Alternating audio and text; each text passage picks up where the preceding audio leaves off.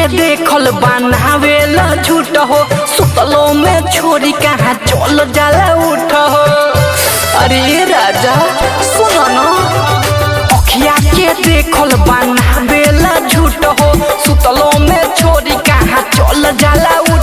जब पहिले साथ तोरा लागेला आज उल्टे डांटो ना राजा जी हमारा कैसे, सकना ही करी तू पे कैसे रंग बदले ना गिरगिट के जैसे, सकना ही करी तू पे कैसे रंग बदले ना गिरगिट के जैसे, गिरगिट के जैसे, गिरगिट के जैसे, सकना ही करी तू पे कैसे गिरगिट के जैसे। जब से हम धोइनी तोरा घरवा में डेंग हो, तोहके समझावे में भइल माथा हेंग हो। जब से हम धोइनी तोरा घरवा में डेंग हो, तोहके समझावे में भइल माथा हेंग।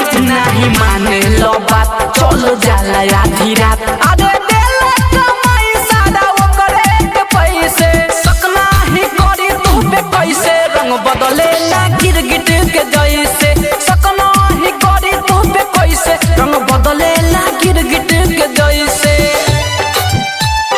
गिरगिट के जैसे,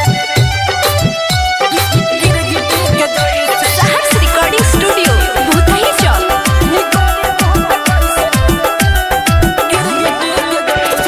राजू रविंदर दिल में तीर जैसे हले हो, कौन सवतिन के चक्कर में दे हो बोले हो। राजू रविंदर दिल में तीर जैसे हले हो, कौन सवतिन के चक्कर में दे हो गोले। राइटर दीपक नीतेश लागे मनवा में ठेस,